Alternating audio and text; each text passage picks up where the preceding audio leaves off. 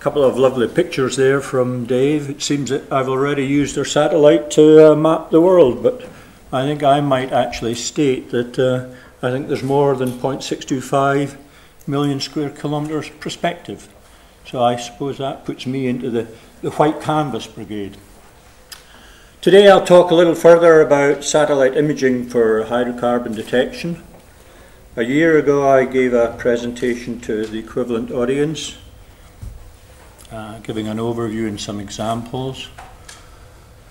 We put a short article into the online site that Dave puts his technology papers in last September, and through this period of 1 year I think we've moved forward quite substantially with our own toolkit. The questions don't really change any, however, and we're asking ourselves continuously, which is where Dave began, are basins petroliferous? If so, what blocks in them are desirable? And if we have a block and a commitment to invest and spend money, where should we be drilling? Well, we think we can help on those issues.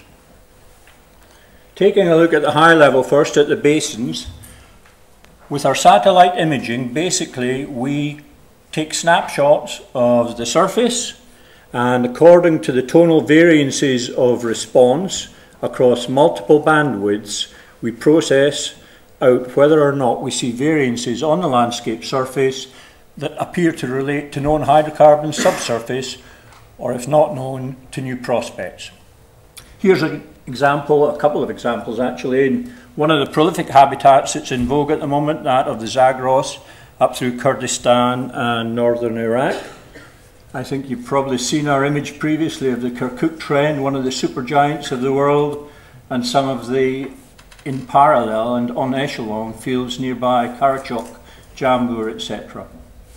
Right at the top end of the trend, as you come out onto the Syrian front, we've got smaller fields, Butmain, Zala, etc. And in both those, one colour, one grey half-tones, it's the hot orange or it's the dark tones that we would say are giving a signal related to subsurface hydrocarbons. Now if I find this, in the case of the northwest here, we see some other spots or areas of intensified spectral tonal variance, which we believe are as yet undrilled prospects. If we look at new front areas, we can go to somewhere such as Dominican Republic, where nothing much is happening at the moment. It's a deformed belt region in the Caribbean. We've done a little bit of front-end reconnaissance. We see some very strong tonal features here. And then if we home in on some of those and do spectral intensity contouring of them, really putting it through our workstation, if you like, rather like amplitude anomaly mapping with seismic. We can start to home in on these, and this is all done remotely. I've never been to Dominican Republic, so we're doing all this effectively from the satellite. And then if we can take a cross-section over this spectral intensity anomaly, we see in the left here what really amounts to a geological cross-section of the prospect, where we have high spectral intensity and lower dimmed spectral intensity as we come from off anomaly, through the anomaly and back off again.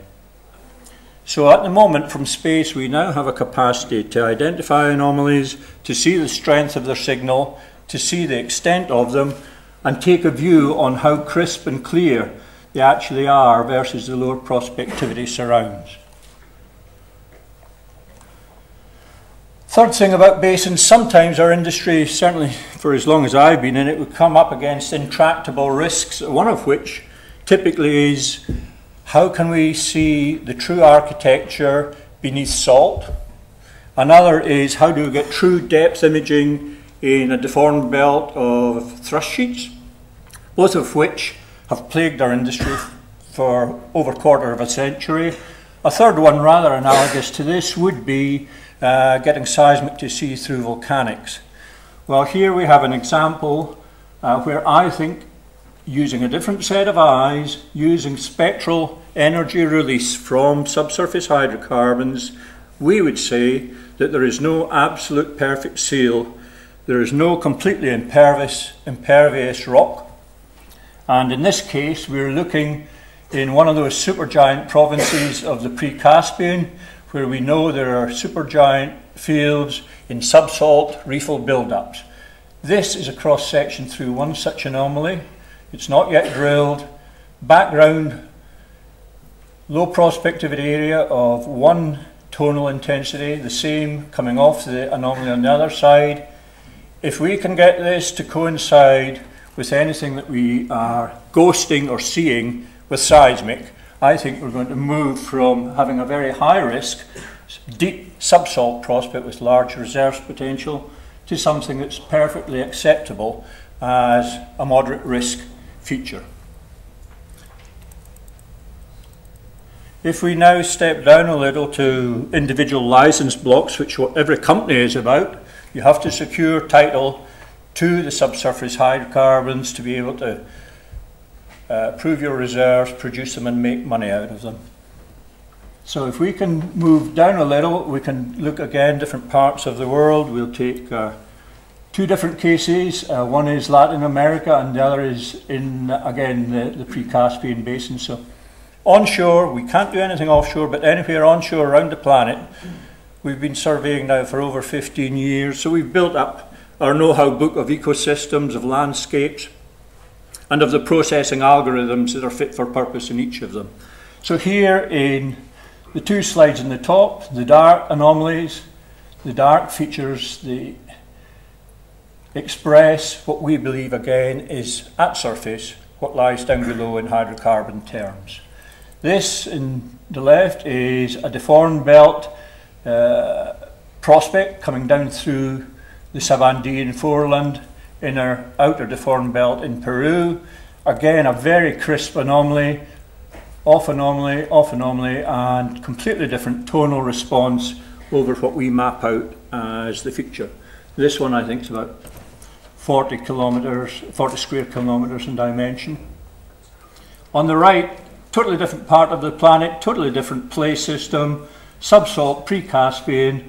We think we're looking here at the reefal build-up subsalt, sealed by salt, and the tonal intensity here, absolutely different from what we see coming off to the north when we think we're off the build-up.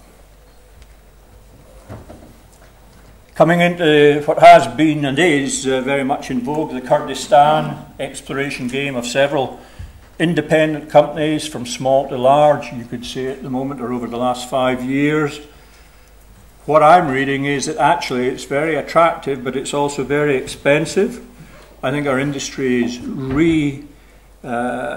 identifying that drilling the Zagros can just about bankrupt a company. So from the initial flurry of great rose-tinted specs, we're now facing realities that actually getting your wells down there is a mighty challenge and a mighty expensive challenge.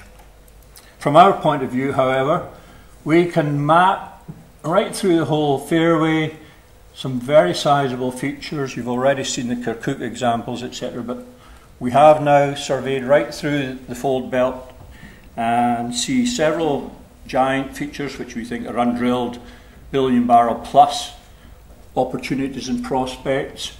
We take the prospect and we do our spectral intensity cross-section profiling, so we can do a strike section, which is this one here, coming along the anomaly, completely separate intensity of our multiband tones from off anomaly. And like any geologist, if you go one way, you have to turn about face and go the other. But you can see equally here a very crisp, defined feature and prospect. So with this ability, we now, once we know an area, if the imagery is good enough, we can step in and detail not just blobs, which is where I was at 3, 4, 5 years ago, but quite precisely the geometries and the architecture of leads before we have ever even gone on the ground. Another in vogue area the last 2 or 3 years, which I'm sure you'll hear more about today from Tullow, of course, is the East African Rift System, which in my early years as a BP geologist I looked at. We decided it wasn't going to work. How wrong can you be? Quarter of a century, or let me say quarter of a century later, we found it is in fact a very nice rift basin habitat, and I'm showing here two separate processed satellite images in the Albert Rift. One on the left with a cross section, southwest northeast, here it is, and one on the right, rather similar, same sort of profile coming across it. As a geologist, you can really start to feel and see and sense the nature of these beasts. This one on the left, though we've never been engaged with them, is part of Tullow's giraffe field. This one on the right is not yet drilled.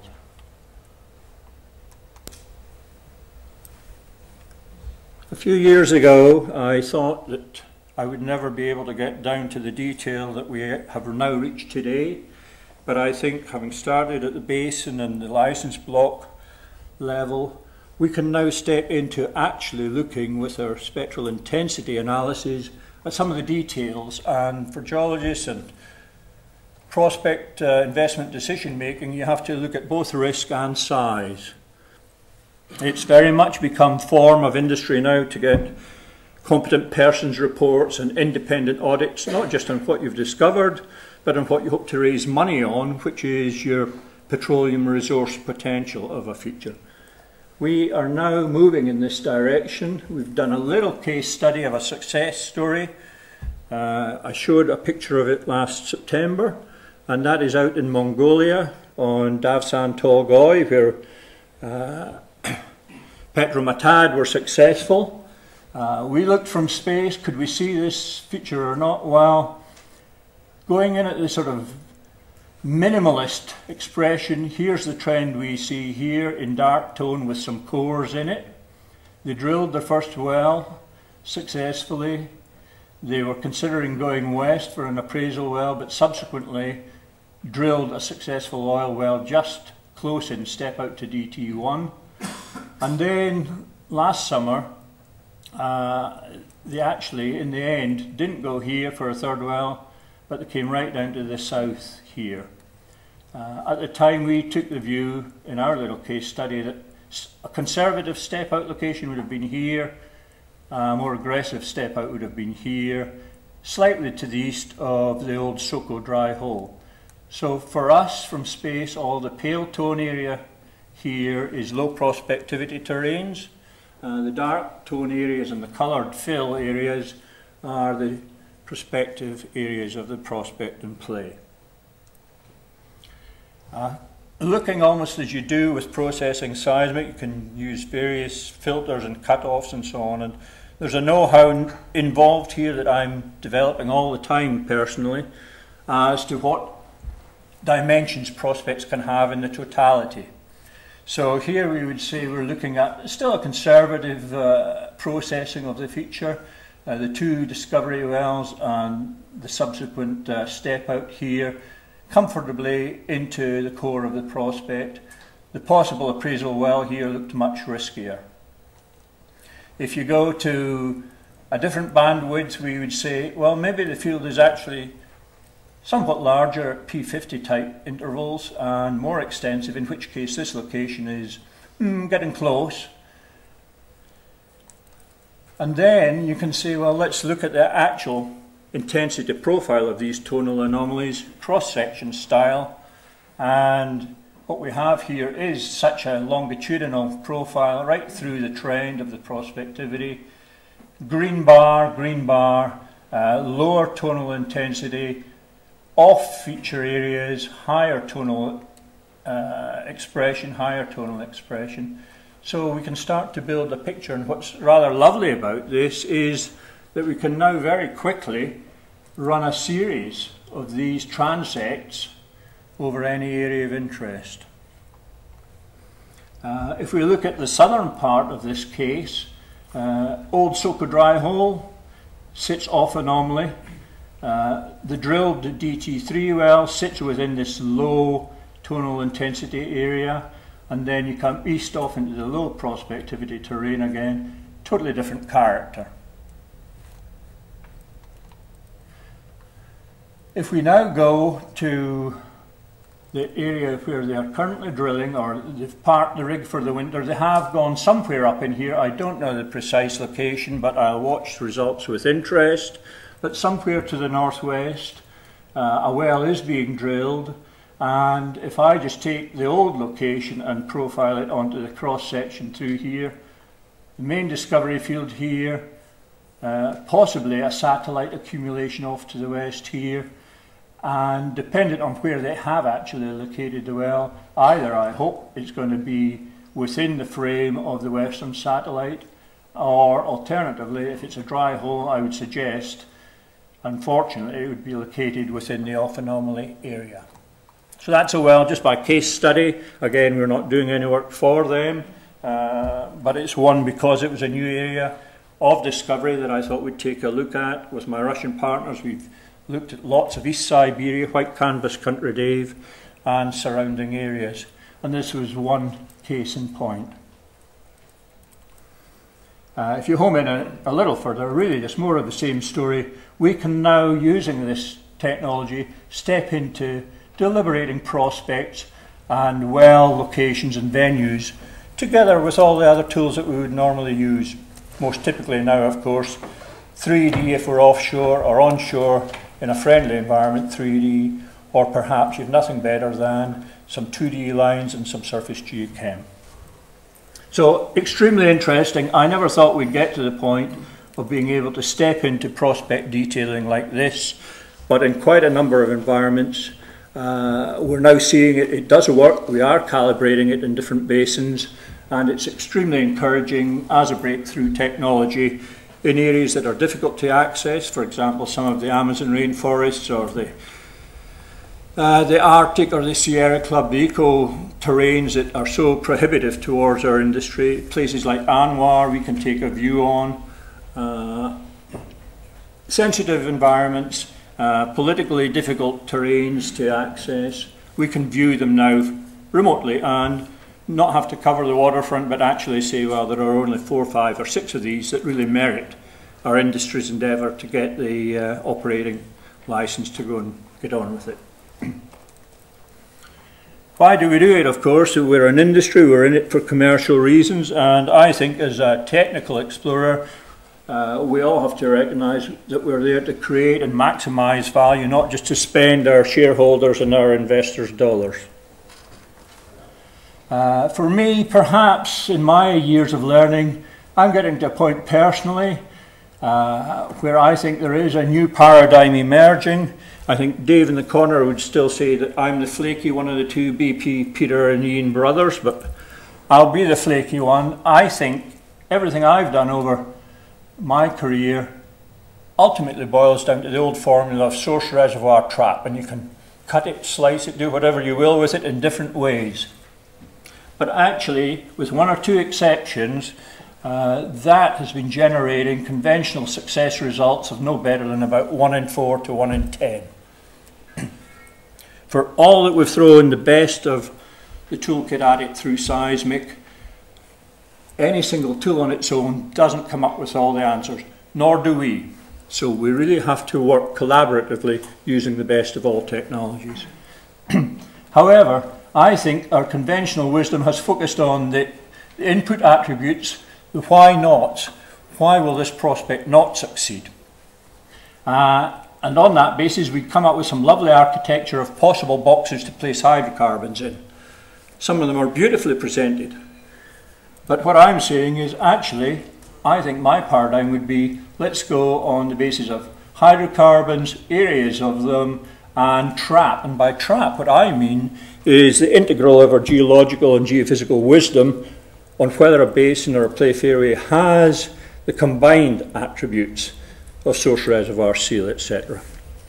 And for that, we need a new technology. We need new ways of seeing hydrocarbons. We are one of them, so we're focusing on the integral, that is the spectral outputs of true nature deposits. Sitting down there, it's just that we can't always see them.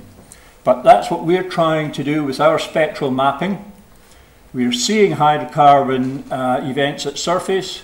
It gives you that sort of aha moment when you first see it on an image. Wow! So the white canvas suddenly gets some black spots or blobs in it, and you get encouragement. It opens the creative geological juices and puts you onto a fairway of possibility. With that, we're able to go forward and prognose what that play or sourcing might be of the trap condition, and thereafter we should fill it out and articulate it by defining through our conventional methods the actual specific architecture, the depths of targets, etc.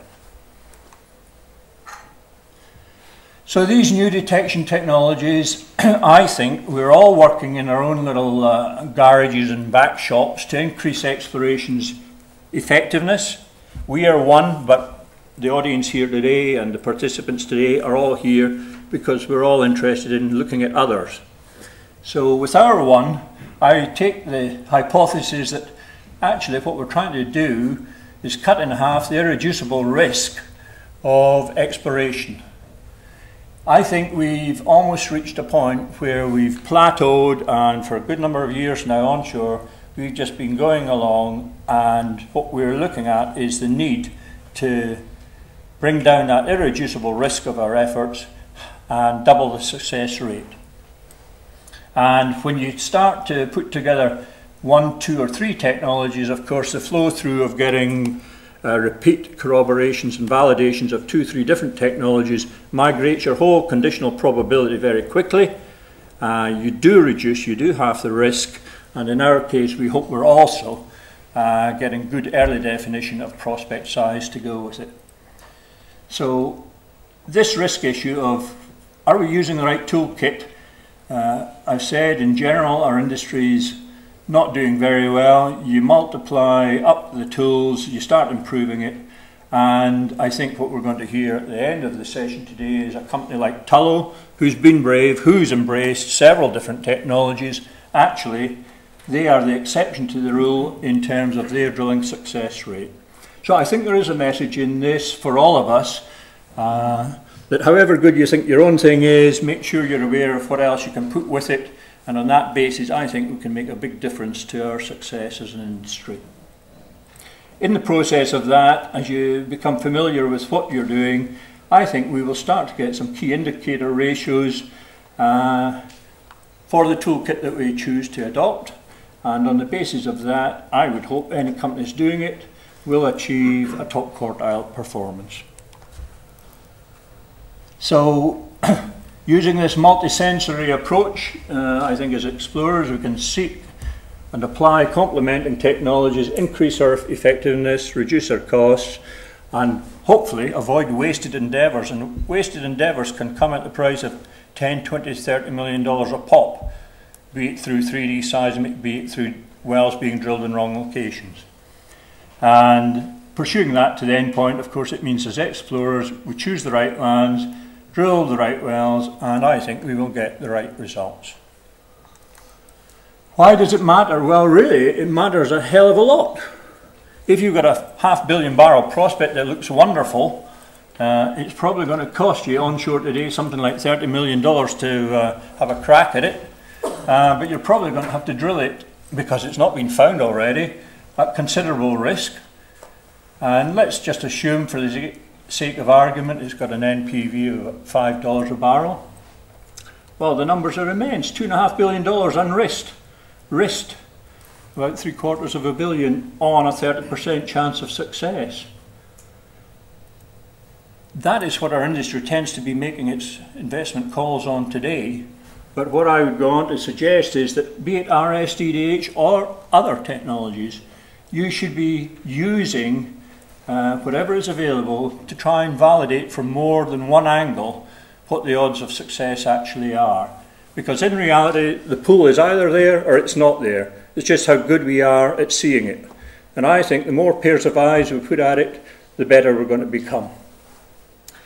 Of course, when you do that, the outcomes can be either a positive or negative result. And from that point of view, our spectral mapping, you can take a view, no tool is perfect.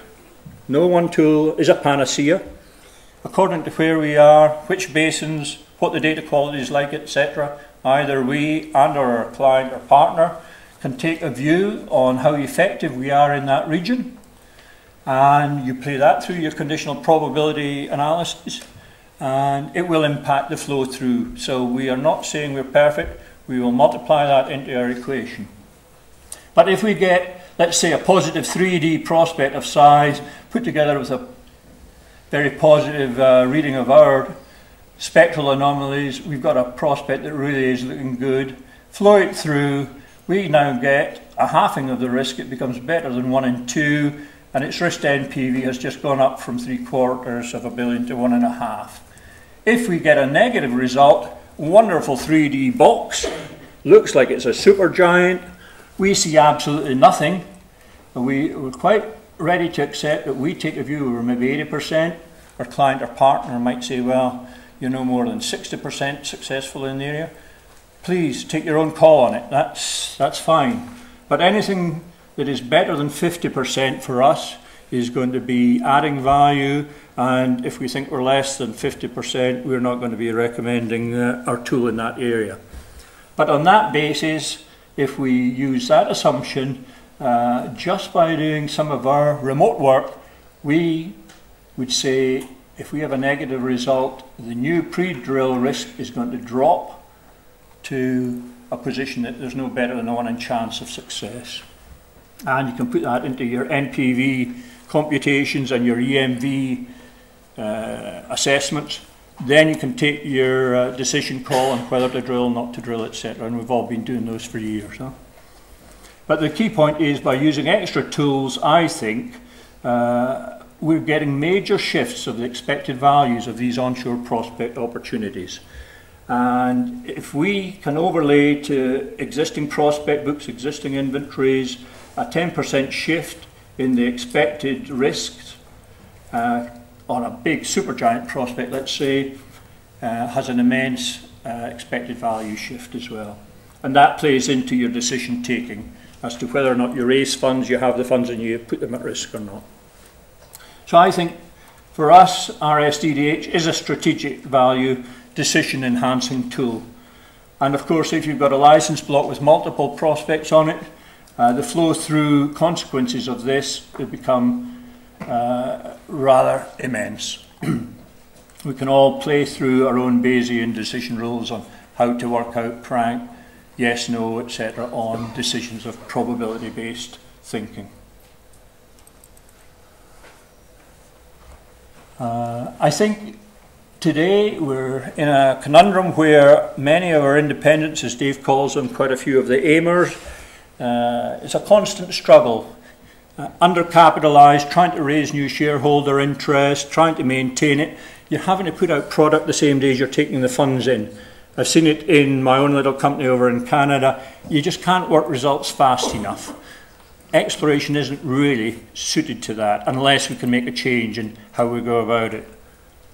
So at the moment, with the low strike rates of many companies, this is an ongoing struggle. We get dilution and we get upset shareholders. If we can change our success rate and get high strike rates, we embrace the new technology paradigms, I think the companies that do that soon will become the market darlings, they will be successful, their funding issue will go away, and they'll have high share price, happy, multi-bagging early investors on their club.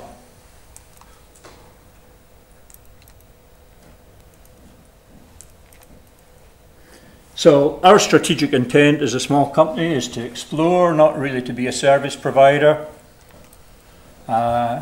We've been working at this now for over 15 years. We've built a prospect book around Dave's map of the planet in many parts of that, all continents. We're calibrating as we go with known fields. Some areas were better than others, some we really still have problems. But in many of them we are now very confident of what we're doing, what we're seeing. We have a prospect book that without any doubt has more than 20 billion barrels unrisked resource potential in it. We've got several untested petroliferous basins. That's Dave's, again, the white canvas area. Well, that's just one viewing of them, but if we could get somebody else with a different tool to come along and marry it to ours, then suddenly we'd accelerate the whole expectation. And going into more detail, we've basically got numerous proven but underexplored plays in a number of these continents, and too many leads and prospects for me to even think about. So cream them, cream them, cream them. Focus, focus, focus, as Steve said. Our commercial model at the moment, we're small, we're private. Right now we're building some key business relationships with new associates. I'm a technocrat, my colleagues are technocrats, we need some commercial muscle, some good business thinking on how to embrace the corporate world. We're doing that with people like Bob in the front row here in London, and I'm finding it's actually quite exciting. It's putting another piece into our jigsaw puzzle, and I think it's going to make a big difference for getting our technology out into the market where I'd like it to be. We're creating strategic alliances. I've done that in small scale in Canada in the past. Confidential contracts, entrepreneurial companies, so explorers that will step outside the box.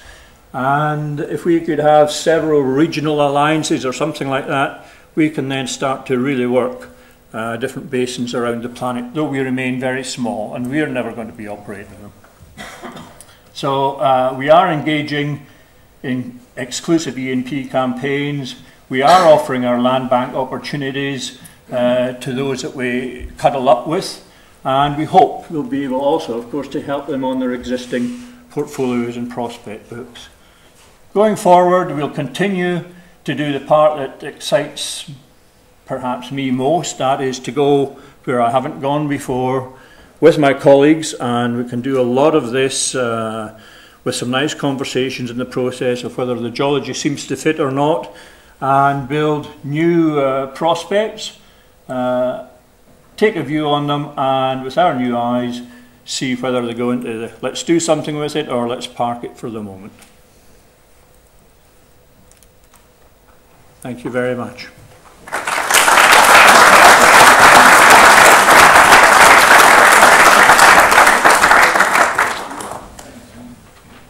So, anybody, any questions?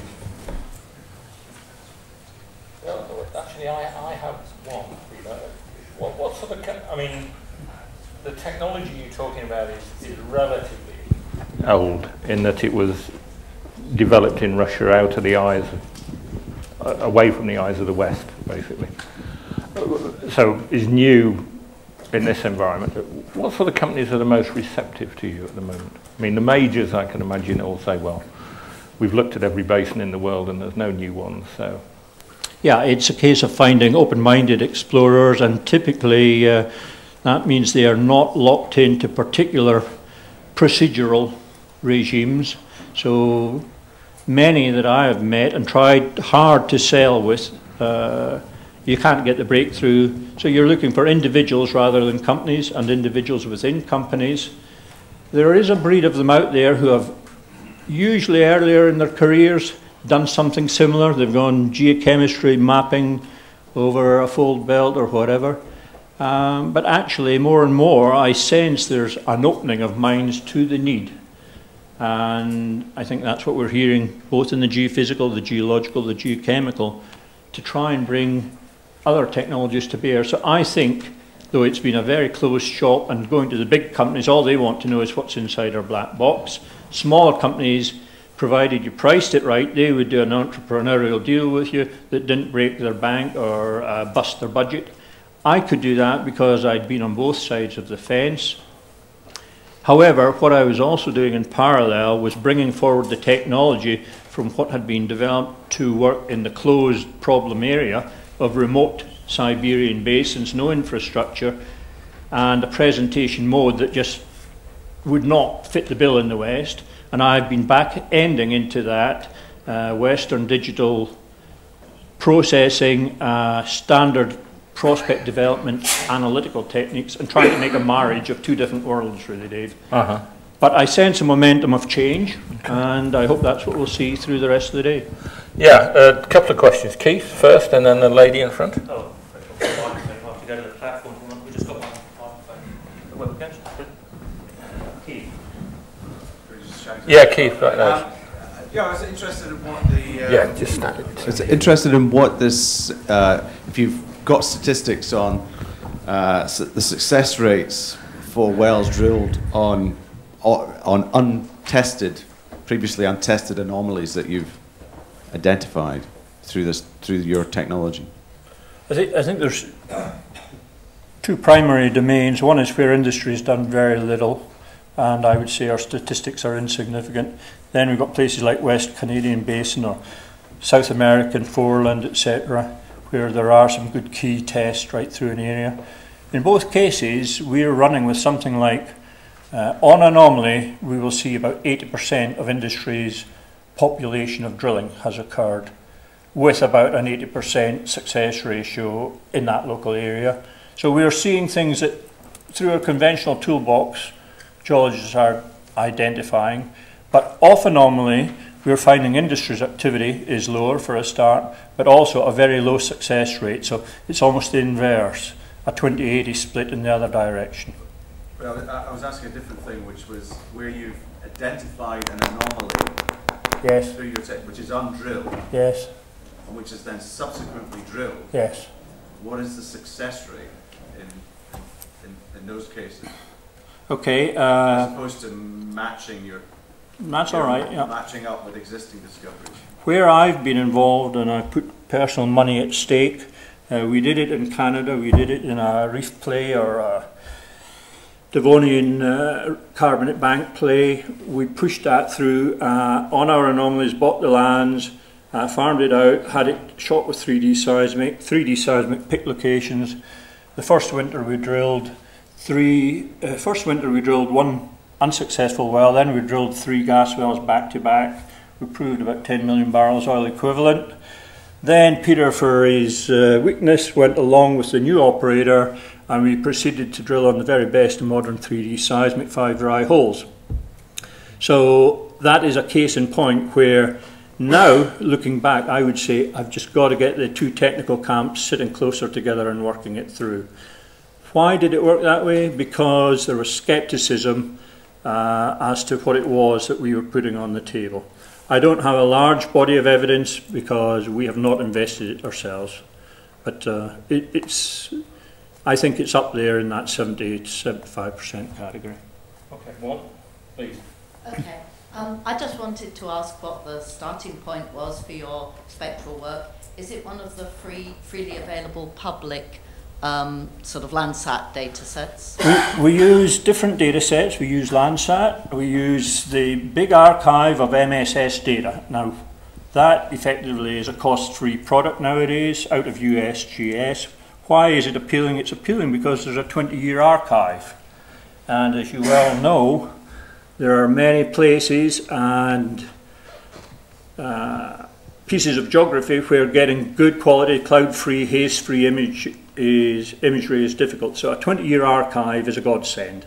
For mapping at the level we're mapping, you don't need the highest resolution, 1 meter, 3 meter definition. But in parallel, because we're looking, comparing, contrasting with the land use, with the vegetation types, we are also using higher resolution ETM plus, TM, etc., ASTER data. So left hand's looking at tonal anomalies, right hand is looking at high resolution land use and vegetation cover.